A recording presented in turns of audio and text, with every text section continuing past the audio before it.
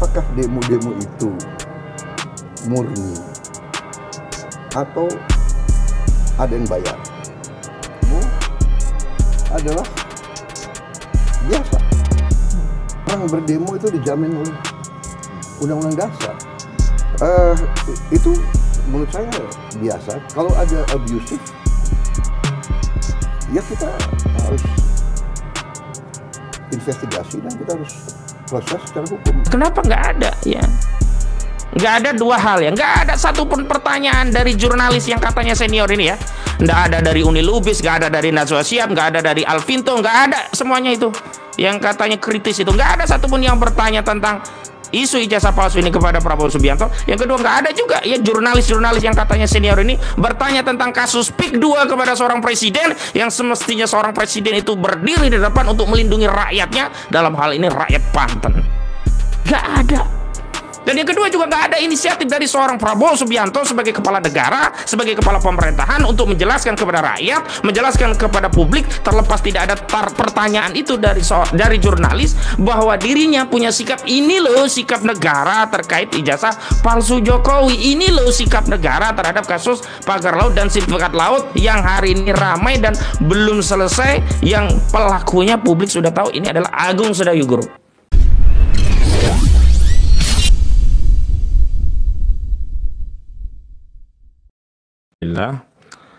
Alhamdulillahi Rabbil Alamin, hamdan katsiran kama amar, ahmaduhu wa ashkuruhu wa astaghfiruhu, asyhadu an la ilaha illallah wa la syarika lah, wa asyhadu anna Muhammadan abduhu wa rasuluhu la nabiyya ba'da wa rasulah. Allahumma shalli ala Muhammad wa ala ali Muhammad, Allahumma shalli alaihi.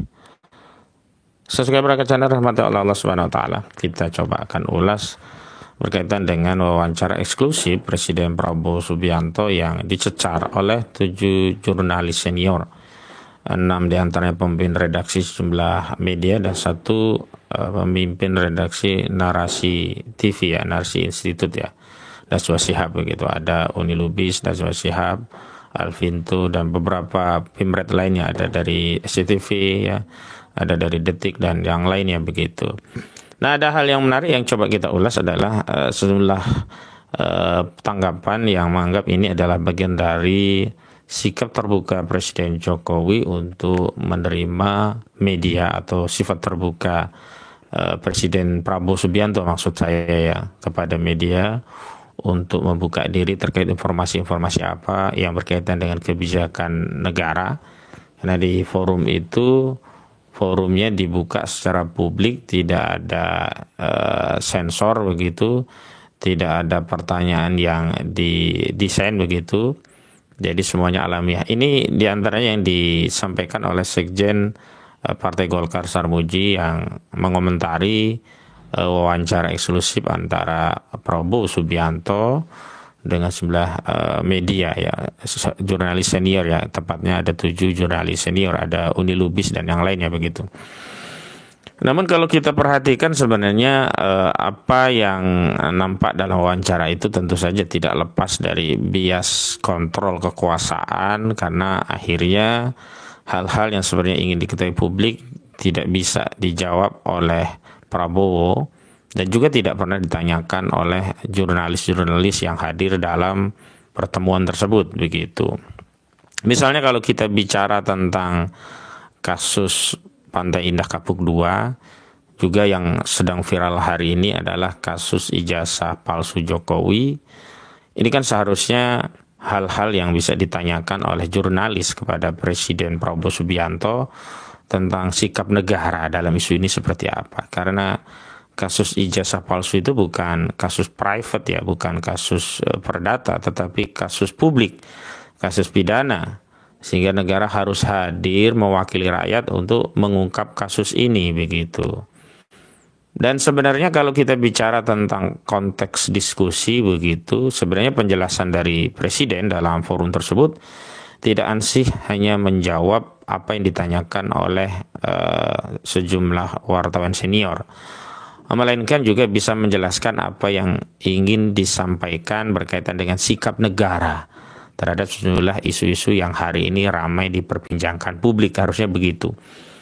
Maksud saya adalah kalaupun memang tidak ada pertanyaan itu muncul dari jurnalis ini ya, dari wartawan-wartawan ini ya, baik pertanyaan mengenai kasus ijazah palsu Jokowi termasuk pertanyaan mengenai kasus Pantai Indah Kapuk II yang menzolimi masyarakat atau rakyat Banten, toh Presiden Prabowo Subianto juga punya hak otoritatif sebagai narasumber untuk menjelaskan apa pandangan negara yang saat ini dipimpinnya berkaitan dengan sejumlah isu, khususnya berkaitan dengan kasus ijazah palsu Jokowi dan kasus PIK 2 begitu. Karena itu saya berbeda pandangan dengan Sarmuji yang mengapresiasi ruang redaksi yang bisa bertemu dengan Prabowo itu sebagai sebuah kedekatan antara presiden dengan media, sekaligus keterbukaan presiden untuk menjawab berbagai persoalan publik yang ditanyakan oleh media tanpa sensor, karena pada faktanya apa yang ditanyakan oleh jurnalis-jurnalis tersebut dan juga apa yang dijelaskan oleh Presiden Prabowo Subianto tidaklah serta-merta mampu mewakili apa yang sebenarnya hari ini dipersoalkan rakyat dan diinginkan oleh rakyat. Contoh sederhananya adalah ketika Prabowo Subianto menjelaskan masalah demo begitu, khususnya berkaitan dengan penolakan RUU TNI yang belum lama ini sudah disahkan menjadi Undang-Undang TNI, juga kritik masih berkaitan dengan adanya inefisiensi yang diterapkan oleh Prabowo Subianto ya untuk mengurangi inefisiensi, untuk melakukan efisiensi anggaran. Begitu tanggapan Prabowo tidak hanya normatif, justru tendensius begitu.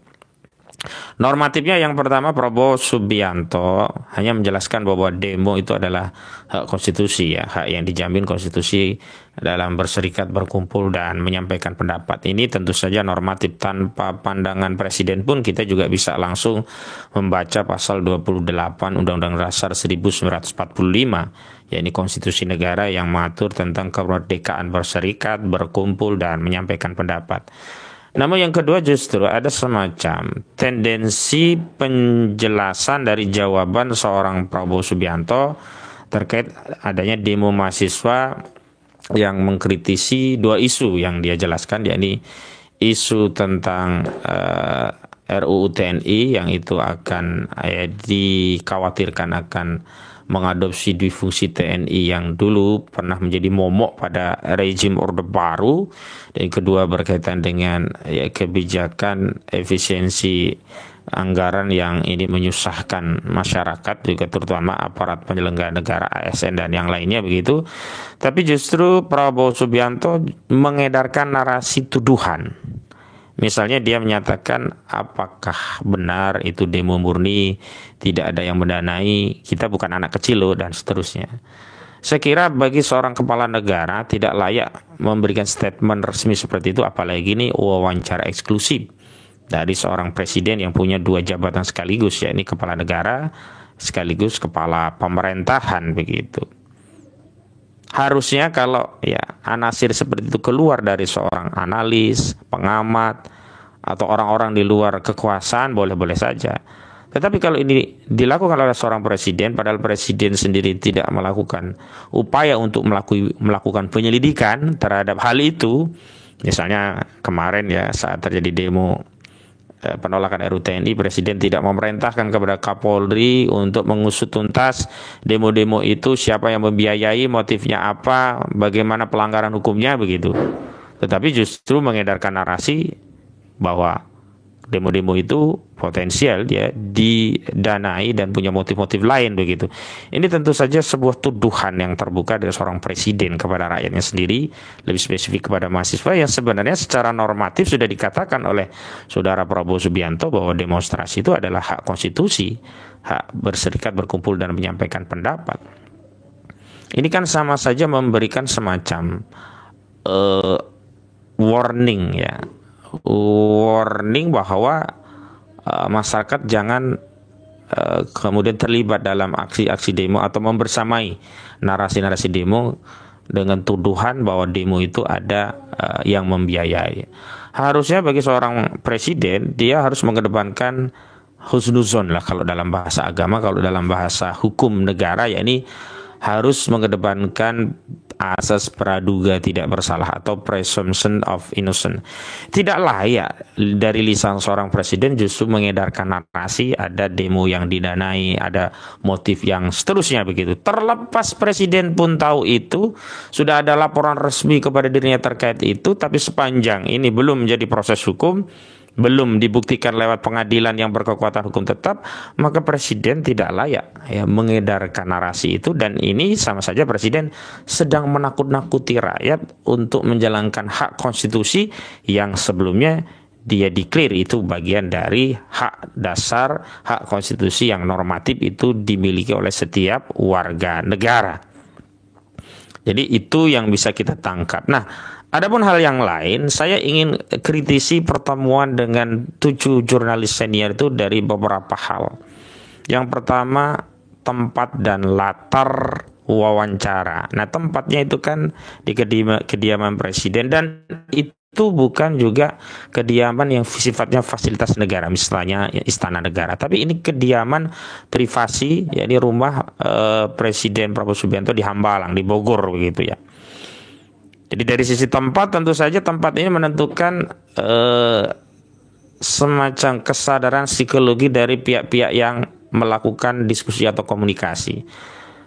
Beda kalau kasusnya wawancara itu dilakukan misalkan di ruang publik, di istana negara kah, atau di gedung DPR kah, yang memang menjadikan posisi dari pewawancara dengan yang diwawancara itu relatif setimbang. Atau bahkan beda lagi kalau wawancara itu dilakukan di ruang media, di newsroomnya media, di tempat yang menjadi otoritas pemilik redaksi atau pemilik media. Jadi suasana kebatinannya berbeda.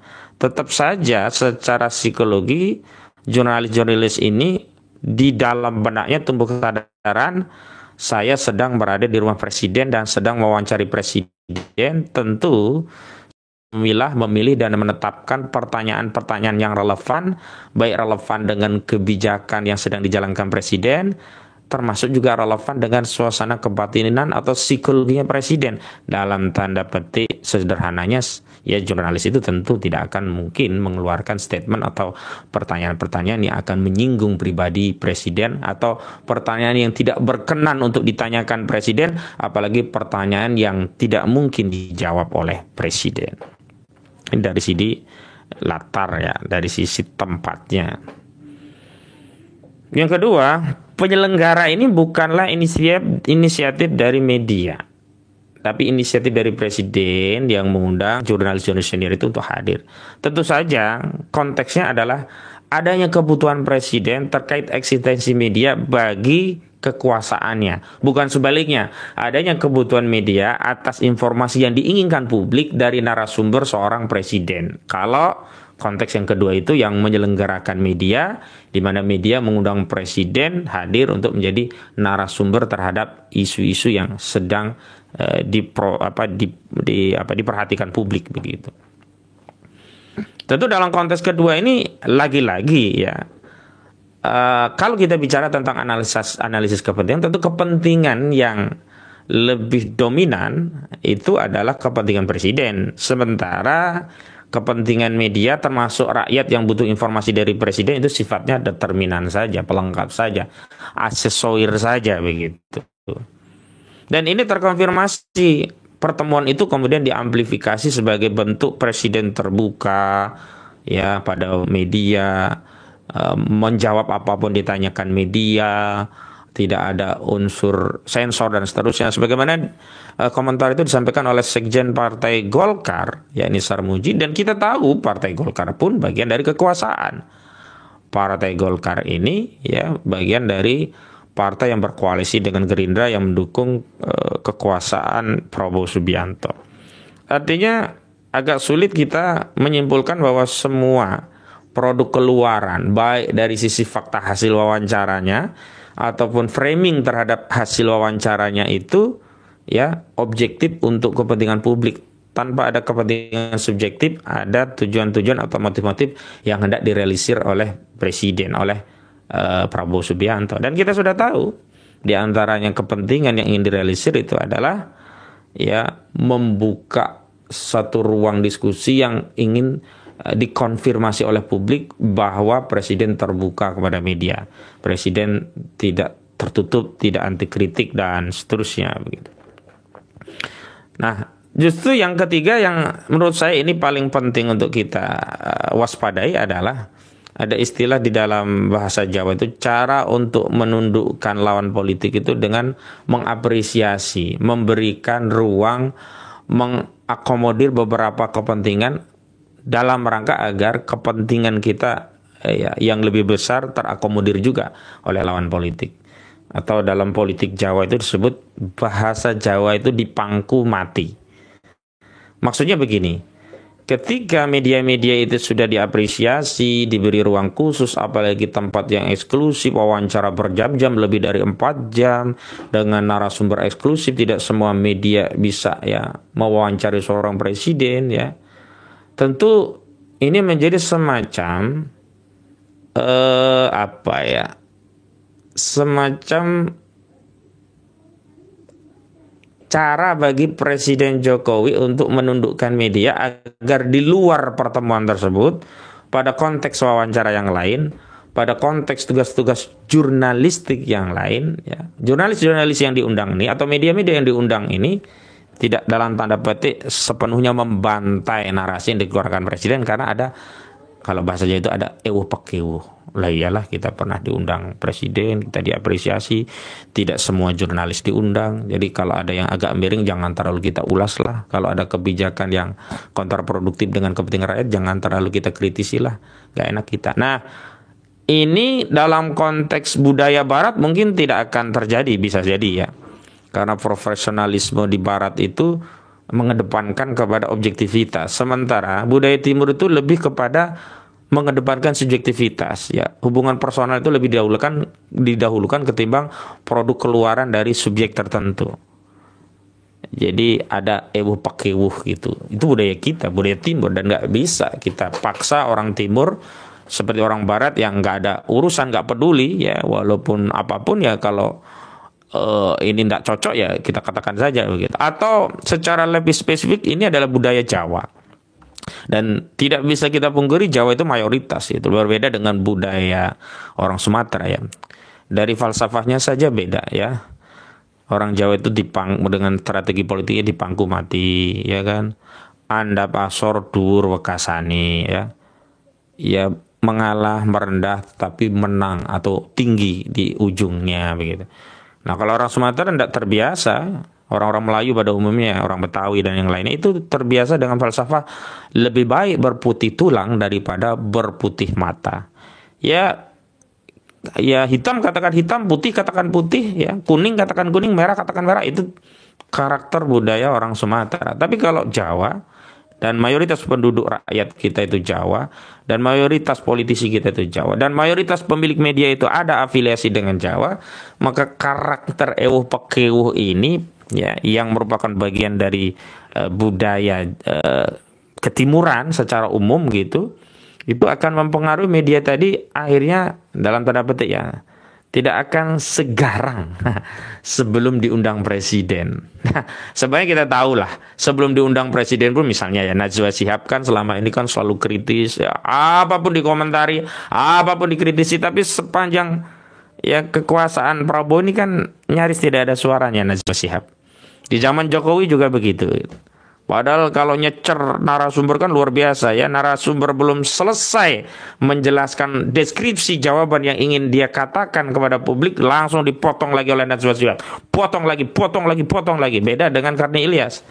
Karni Ilyas itu adalah jurnalis yang ketika memandu sebuah acara atau mewawancarai narasumber itu lebih membuka ruang, ada narasumber itu bisa lebih eksploratif menjelaskan jawaban yang ingin dia sampaikan. Jadi kalau Najwa Shihab itu seperti narasumber kedua begitu. Jadi selain host dia juga ingin jadi narasumber gitu. Nah, tapi dalam konteks dengan Prabowo ini juga kita lihat Najwa Shihab ya Mau tidak mau dia harus tunduk pada budaya Ewo Pakewo, pada konteks psikologi bahwa dirinya saat ini mewawancara presiden, bahwa pada latar bahwa dirinya hari ini ada di ruangan yang disediakan presiden, dan dirinya hari ini diundang sebagai tamu kehormatan untuk mewawancarai presiden. Itu otomatis ya, kenakalan dalam tanda petik, kenakalan jurnalistik itu tidak muncul. Nah, saya masuk kepada substansi apa yang hendak kita ulas hari ini adalah, maka wajar saja ketika dialog yang berjam-jam itu lebih komunikasikan apa yang pemerintah lakukan ini kepada masyarakat ketimbang apa ya yang menjadi respon masyarakat terhadap keinginan rakyat. Dua isu penting yang tidak dibahas sama sekali dalam pertemuan tersebut adalah, pertama, kasus ijazah palsu Jokowi, yang kedua kasus Pantai Indah Kapuk II. Kita awali dari kasus Pantai Indah Kapuk II. Sampai hari ini belum ada statement langsung dari saudara Prabowo Subianto yang memberikan statement terbuka membela rakyat yang ada di Banten dari kejahatan oligarki PIK II. Yang ada adalah pembantu-pembantunya yang bicara. Dan sampai hari ini saya konfirmasi kasus PIK II kezalimannya belum berhenti. Ya, pengurukan tetap berlangsung. Pemagaran laut tetap jalan, nggak ada pagar laut itu bersih seperti yang dijelaskan oleh Saktiwayu Trenggono, Menteri KKP. Masih ada. Dan pada besok rencana saya akan menyisir pagar laut untuk membuktikan bahwa instruksi dari negara untuk melindungi rakyat itu diabaikan, dikencingi oleh aguan. Para pejabat itu lebih tunduk, taat, dan patuh pada aguan ketimbang kepada amanat konstitusi, ketimbang setia kepada rakyat yang hari ini terzolimi. Tidak ada. Padahal kalau kita bicara tentang urgensi, presiden lebih urgen bicara tentang nasib rakyat ketimbang mengomentari demo yang dikatakan oleh presiden, ya narasinya itu ditunggangi, ya dibiayai, ada motif lain. Itu kan statement yang bisa kita katakan tuduhan, asumsi tanpa dasar. Kalau memang ada sebagai presiden yang dia lakukan bukan bicara itu di ruang publik, tapi panggil Kapolri, perintahkan Kapolri, lakukan penyelidikan, cek mahasiswa apakah benar ada motifnya. Kalau ada proses nggak apa-apa. Daripada ketimbang membangun narasi umum yang ini menjadikan semua demo itu dicurigai oleh masyarakat. Kenapa? Jangan-jangan demo itu seperti dikatakan oleh Pak Presiden Prabowo, ada motif, ada menunggangi. Ini kan nggak sehat. Nggak sehat bagi iklim bernegara yang semestinya sebagai pejabat publik, presiden, menteri, bupati, gubernur, wali kota itu harus siap dikontrol oleh rakyat.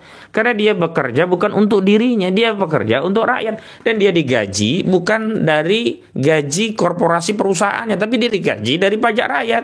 Dan menjadi hak sekaligus kewajiban rakyat mengontrol kekuasaan agar kinerja kekuasaan, kinerja menteri, kinerja presiden, kinerja gubernur, kinerja DPR itu sejalan dengan apa yang diharapkan oleh masyarakat, begitu.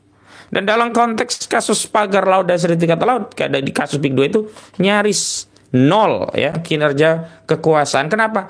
Karena apa yang diambil dalam beberapa ya agenda kasus pagar laut dan sertifikat laut itu hanyalah untuk menyelamatkan oligarki, aguan dan kawan-kawan, ya kepentingan bisnis dia, ya aguan dan kawan-kawan, sambil membangun narasi seolah-olah kekuasaan sudah menegakkan hukum, padahal tidak ada.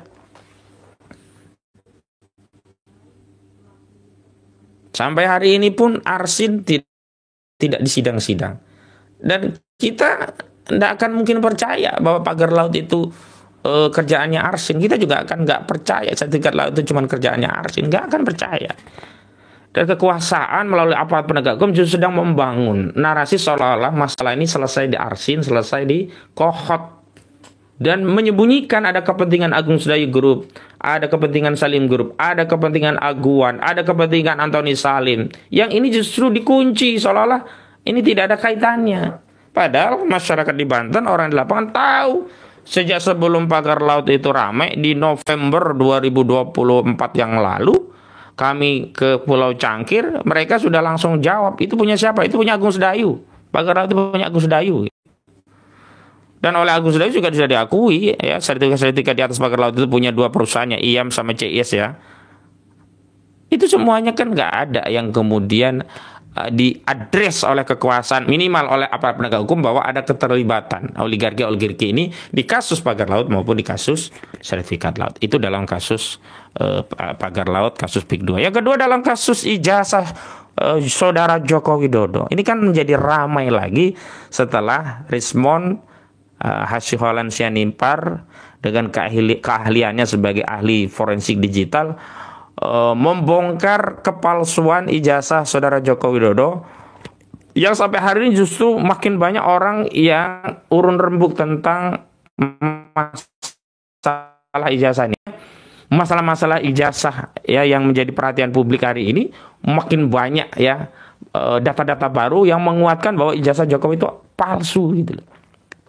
Nah, presiden harusnya bertindak. Kenapa? Karena ini ya, orang yang memalsukan ijazah ini bukan hanya orang yang menjadi tukang kelontong, tukang sate, tukang onde-onde. Dia bukan cuman ya katakanlah tukang becak, tukang angkot yang tidak punya ya dampak atau implikasi bagi kehidupan berbangsa dan bernegara. Ini orang pernah menggunakan ijazahnya untuk jadi wali kota, untuk jadi gubernur, untuk jadi presiden 2 periode. Dan ini orang dengan kewenangannya sebagai presiden yang diperoleh diantaranya syaratnya dengan ijazah tadi, yang kemudian ijazahnya hari ini diributkan orang sebagai ijazah palsu, ini sudah menumpuk orang di atas 8.000 sampai 10.000 triliun. Lah kenapa nggak ada ya? Nggak ada 2 hal ya, nggak ada satupun pertanyaan dari jurnalis yang katanya senior ini ya, nggak ada dari Uni Lubis, nggak ada dari Najwa Shihab, nggak ada dari Alvinto, nggak ada semuanya itu yang katanya kritis itu, nggak ada satupun yang bertanya tentang isu ijazah palsu ini kepada Prabowo Subianto. Yang kedua, nggak ada juga ya jurnalis-jurnalis yang katanya senior ini bertanya tentang kasus PIK 2 kepada seorang presiden, yang semestinya seorang presiden itu berdiri di depan untuk melindungi rakyatnya, dalam hal ini rakyat Banten. Nggak ada. Dan yang kedua juga nggak ada inisiatif dari seorang Prabowo Subianto sebagai kepala negara, sebagai kepala pemerintahan untuk menjelaskan kepada rakyat, menjelaskan kepada publik, terlepas tidak ada pertanyaan itu dari jurnalis, bahwa dirinya punya sikap, ini loh sikap negara terkait ijazah palsu Jokowi, ini loh sikap negara terhadap kasus pagar laut dan sertifikat laut yang hari ini ramai dan belum selesai, yang pelakunya publik sudah tahu ini adalah Agung Sedayu Group. Ini kan tidak demikian, rakyat dibodoh-bodohi. Jadi saya bisa simpulkan bahwa wawancara 7 jurnalis senior ke Hambalang, ke kediaman Prabowo yang berjam-jam tadi, faedahnya bagi rakyat bisa dikatakan unfaedah, tapi faedah bagi kekuasaan adalah membangun citra positif kekuasaan, seolah-olah kekuasaan terbuka, mau menerima kritik, ya kekuasaan menyampaikan apa yang sedang dikerjakan, tapi kekuasaan tidak pernah mendengarkan apa yang diinginkan rakyat dan apa yang saat ini ya diderita, dirasakan oleh rakyat. Kekuasaan hanya bicara program ini, program itu, ya kekuasaan hanya bicara ya orang yang pinter itu nggak penting ya, kadang-kadang orang pinter nggak penting dan seterusnya. Tapi kekuasaan tidak pernah bertanya apa yang diinginkan rakyat, apa yang hari ini dirasakan rakyat, hal-hal apa yang harusnya urgent menjadi prioritas negara untuk memenuhi kewajiban konstitusionalnya, yang karena ada kewajiban konstitusional itu dia diberi kewenangan konstitusional ya, ini sebagai kepala negara sekaligus kepala pemerintahan. Jadi janganlah kita rakyat ini kemudian hanya disuguhi apa ya, sinetron begitu loh. Cukuplah kita menonton sinetron itu di drakor ya, drama Korea, atau dulu zaman saya kecil ya sinetron Tersanjung gitu ya, yang sampai seasonnya 1, 2, 3, 4 sampai 7 kalau nggak salah. Jangan tambah ya, negara memproduksi sinetron juga gitu loh, sinetron politik untuk mengelabui rakyat terhadap apa sebenarnya diinginkan rakyat. Coba kalau kita bicara 6 periode kekuasaan saudara Prabowo Subianto, adakah keinginan rakyat dalam awal-awal kekuasaan Prabowo atau sebelumnya di zaman Jokowi untuk melakukan revisi undang-undang TNI? Nggak ada. Untuk melakukan revisi undang-undang polisi juga nggak ada. Sesuatu yang tidak menjadi atensi rakyat justru dikerjakan. Hal-hal yang urgent, mendesak karena sudah dirasakan dampaknya oleh rakyat, misalkan kasus PIK 2 yang harusnya negara segera hadir, negara tetap tidak hadir, negara absen. Hari ini rakyat menjadi yatim, menjadi piatu, seolah-olah tidak punya negara, seolah-olah tidak punya pemimpin, dan itu pula yang ditegaskan ya oleh salah satu anggota DPRD dari Provinsi Banten, ya Kiai Haji Muhsinin ya, saat kami bersilaturahmi ke Banten ke kediaman Kiai Embai Mulya Sarip hari Kamis yang lalu. Bukan hari Kamis, hari Sabtu yang lalu. Jadi saya kira kita tidak sedang butuh penjelasan negara ya, apa yang sedang dilakukan negara. Tetapi kita butuh negara mendengar dan menindaklanjuti apa yang hari ini dirasakan rakyat. Derita apa yang hari ini dirasakan rakyat, dan keinginan rakyat itu apa terhadap penderitaan ini. Misalkan dalam kasus PIK 2, jelas kasus PIK 2 itu keinginan rakyat ya di stop ya, proyek PIK 2 ini. Jangan hanya tidak masuk dalam lampiran 77 PSN baik yang sifatnya baru atau carry over di Perpres nomor 12 tahun 2025 dianggap selesai. Tidak, yang dibutuhkan stop proyek PIK 2. Sampai hari ini proyek itu jalan terus, reklamasi jalan terus, pengurukan jalan terus, pagar laut masih ada, pembebasan lahan jalan terus, ya intimidasi jalan terus. Di mana negara? Apa fungsinya TNI yang dikerahkan untuk mencabut pagar laut kalau ternyata masih ada yang diamankan? Sampai Ketua Komisi 4 ya Bu Titik Soeharto itu datang dikawal AL, ada kapal amfibi ya mengawal. Tapi kok hasilnya kok kayaknya negara itu dikencingi oleh aguan, negara itu dikencingi oleh oligarki. Di mana peran negara? Itu yang dibutuhkan rakyat, bukan cerita bahwa demo itu kemungkinan ada yang menunggangi, ada yang biayai dan seterusnya. Itu tidak penting, itu udah bahasannya udah selesai, anak kecil pun tahu, biasalah itu. Tapi fokus terhadap kritikan itu yang harusnya dijawab, kritiknya seperti apa. Tidak kemudian justru menebarkan narasi fitnah atau meragu-ragukan atau bahkan menakut-nakutin rakyat terhadap aktivitas menjalankan hak konstitusional untuk demonstrasi dengan tuduhan seolah-olah setiap demonstrasi itu ada yang mendanai, ada motifnya yang jelek ya, bukan sekedar menjalankan hak konstitusi.